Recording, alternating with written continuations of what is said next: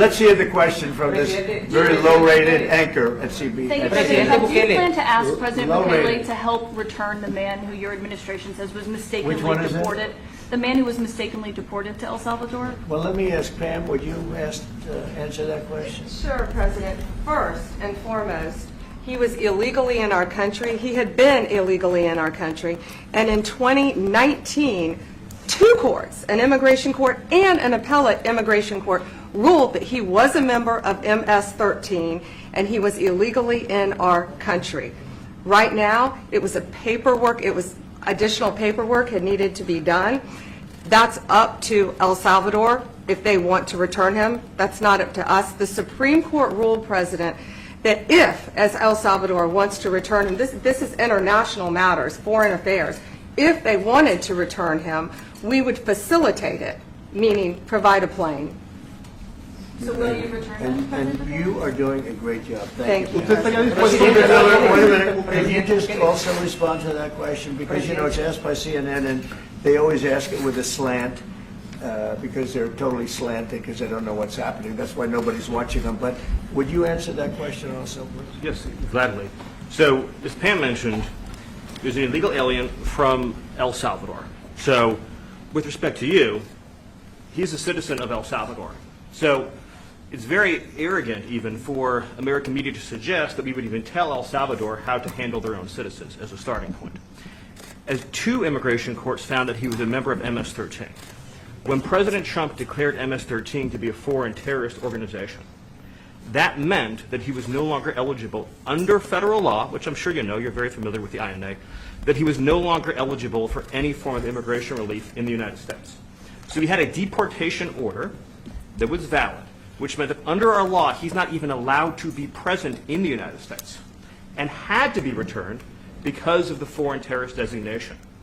This issue was then, by a district court judge, completely inverted, and a district court judge tried to tell the administration that they had to kidnap a citizen of El Salvador and fly him back here.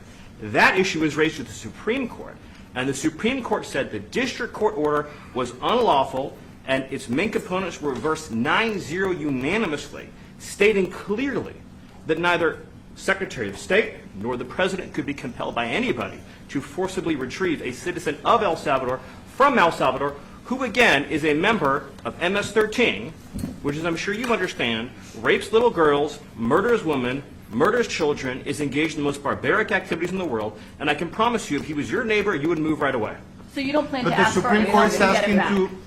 And that- what was the ruling in the Supreme Court, Steve? Was it 9-0? Yes, it was a 9-0 In our favor? in our favor against the district court ruling, saying that no district court has the power to compel the foreign policy function of the United States. As Pam said, the ruling solely stated that if this individual, at El Salvador's sole discretion, was sent back to our country, that we could deport him a second time. Well, No version of this legally ends up with him ever living here because he is a citizen of El Salvador. That is the president of El Salvador. Your questions about it, per the court, can only be directed to him.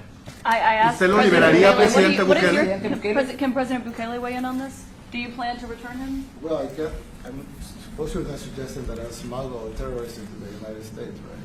It's always How can I return him to the United States? Like, I smuggle him into the United States, or what do I do? Of course, I'm not going to do it.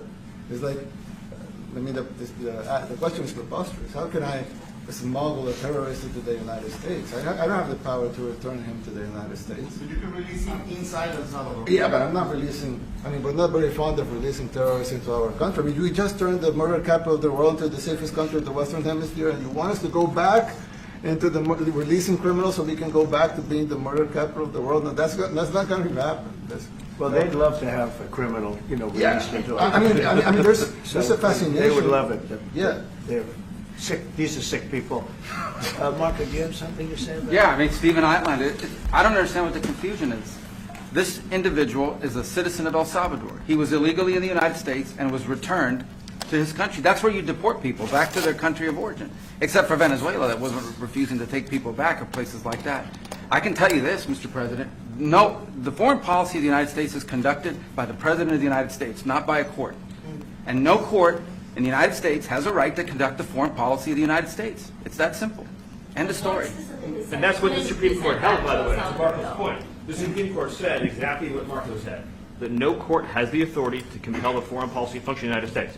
We won a case 9-0, and people like CNN are portraying it as a loss, as usual, because they want foreign terrorists in the country who kidnap women and children. But President Trump, his policy is foreign terrorists that are here illegally get expelled from the country, which, by the way, is a 90-10 issue.